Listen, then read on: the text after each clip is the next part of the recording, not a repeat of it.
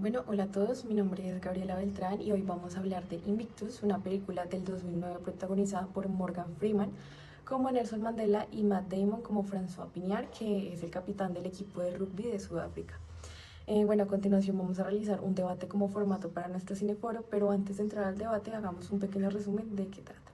Bueno, la historia se sitúa en 1994, justo cuando Nelson Mandela es elegido como el primer presidente negro de Sudáfrica después de haber pasado 27 años en prisión. Digamos que el contexto del país es que estaba muy dividido, la comunidad negra y la comunidad blanca se miraban con mucha desconfianza, con resentimiento y pues con miedo. En este contexto tan difícil, digamos que Mandela toma una decisión que sorprende a todos, que es apostar por el equipo nacional de rugby como símbolo de unidad nacional. Bueno, aclarar que el rugby era un deporte que históricamente había representado a la minoría blanca y gran parte de la población negra lo veía con mucho rechazo. Pero Mandela pues ve en esto precisamente una oportunidad. Entonces, si logra que todo el país se una alrededor de ese equipo en el Mundial, puede empezar a sanar las heridas. Y bueno, efectivamente lo logra. Sudáfrica gana el Mundial y por un momento el país entero celebra juntos, sin importar el color de piel. Bueno, la película nos muestra ese proceso, cómo Mandela convence a Pienaar, cómo el equipo se transforma y cómo el deporte se convierte en una herramienta política y social poderosa. Como paréntesis, bueno, el título Invictus viene de un poema que Mandela leía en prisión para no rendirse. ¿Qué significa invicto? Bueno, ahora sí, vamos al debate. Tenemos dos perspectivas muy distintas sobre la película y sobre Mandela como líder. Juanes va a defender una postura crítica, cuestionando las decisiones de Mandela. Y Gaby va a defenderlo. Yo hago las preguntas. Arrancamos. Primera pregunta para los dos. ¿Qué tan válido fue el liderazgo de Mandela en esta película? Mira, yo respeto lo que Mandela vivió en prisión, ya que 27 años allí no son poca cosa. Sin embargo, creo que en la película lo venden un poco como un santo, y esto puede llegar a ser peligroso, ya que gobernar y sobre todo ser un buen líder no se trata simplemente de crear simbolismos, también se trata de tomar constantes y difíciles decisiones. Creo que Mandela se enfocó demasiado en el rugby, cuando millones de africanos, bueno, sudafricanos exactamente, estaban padeciendo necesidades básicas tales como la pobreza. Entonces siento que no fue un liderazgo por completo, sino más bien vendió la imagen del líder. Yo no lo veo así para nada. Tenemos que entender que Mandela llevó a un país al borde de la guerra civil, donde no podía llegar a resolver la pobreza de un día para otro.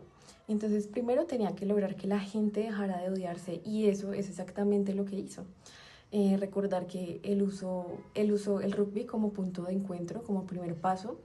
Y pues para mí eso sí es liderazgo porque entiende que sin paz social no hay política pública posible.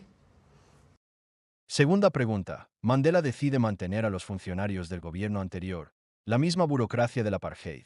Juanes, ¿eso fue un error? Para mí sí, y de los más grandes de su gobierno. Fueron años y años, décadas de burocracia, de injusticias, de desigualdad, de abusos, incluso de racismo institucional. Y llega Mandela y les dice que pueden conservar el trabajo, que pueden seguir trabajando allí. No sé qué pensarían, por ejemplo, las personas que sufrieron el apartheid, todas las víctimas y demás. ¿Qué mensaje llegaría a ellos? ¿Qué mensaje les quisiera transmitir a ellos? Parecía que el mensaje que va de fondo es que la justicia puede hacerse esperar todo por el equilibrio y por el bien del sistema del gobierno. No sé, de pronto para mí eso se llama impunidad, solo que puesto con otras palabras y otro nombre. Aquí yo lo entiendo diferente. Mandela no los dejó ahí porque los apoyara, sino porque era lo más inteligente en ese momento. Pues si vota todo el mundo, el Estado colapsa, no hay quien maneje los hospitales, las instituciones, nada. Digamos que fue una decisión pragmática y valiente porque sabía que lo iban a criticar exactamente por eso. Entonces puso el funcionamiento del país por encima de su propio rédito político y eso es básicamente responsabilidad institucional. Tercera pregunta. Usar el Mundial de Rugby como estrategia de gobierno. ¿Fue una buena decisión o una distracción? Claramente fue una muy buena distracción, hay que reconocerlo. Sin embargo, pues al final del día, cuando ganaron la copa y terminó el mundial, los townships seguían igual. ¿A qué me refiero? Había desigualdad, pobreza, necesidades básicas sin suplir, pero eran campeones del mundo de rugby. Y pues no se mide solo por eso. Lo que hay que medir realmente es la calidad de vida que el gobierno puede brindar a sus habitantes, a los suyos, al pueblo. Y no debe encargarse en gestionar emociones colectivas. que está bien, pero no es la necesidad prioritaria. Por lo tanto, me preocupa sobre todo que la película venda esto como el gran logro de Mandela. Bueno, pero aquí lo que está haciendo Juan es que está separando cosas que van juntas. La cohesión social no es un lujo, es una condición para que cualquier política funcione. Si la mitad del país odia a la otra mitad, no puedes construir nada. Esto Mandela lo entendió claramente. Digamos, el mundial no fue el fin, fue el medio. Era crear el ambiente para poder gobernar y funcionó, porque después de eso hubo un clima pues, de confianza que antes no existía. Cuarta pregunta. ¿Qué frase de la película les pareció más significativa y por qué? Una parte en la película en donde Mandela le dice a Pienaar, el capitán del equipo de fútbol de rugby, que el liderazgo viene de arriba. Y esto me genera un poco de ruido ya que en un estado democrático el liderazgo no únicamente puede venir de arriba.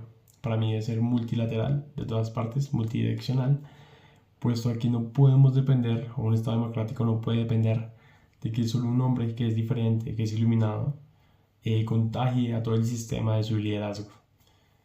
Por lo tanto, pues la transparencia, la rendición de cuentas, la ética pública, debe ser algo que venga por defecto en las instrucciones de gobierno, de la palabra gobierno, y no debe venir de la personalidad de un solo hombre, ya que si este hombre se va, pues todo se cae.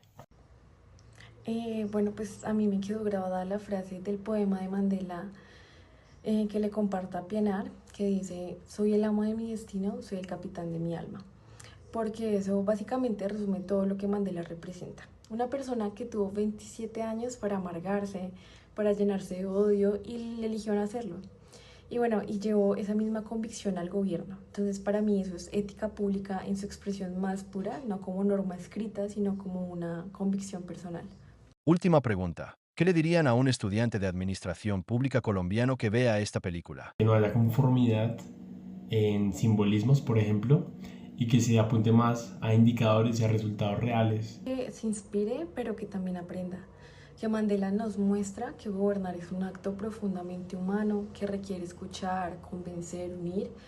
Y bueno, que la ética no es un requisito de papel, sino una forma de ser. Y que, digamos, aquí en Colombia, que también han vivido décadas de división y de conflicto, necesitamos líderes que entiendan que construir confianza ciudadana es tan importante como cualquier decreto o política pública. Muchas gracias a los dos. Como vieron, Invictus nos deja preguntas que van mucho más allá del cine, sobre cómo se lidera en tiempos difíciles, sobre qué significa gobernar bien, sobre los límites entre el símbolo y la acción real. No hay una sola respuesta, y precisamente por eso vale la pena seguir debatiendo. Hasta la próxima.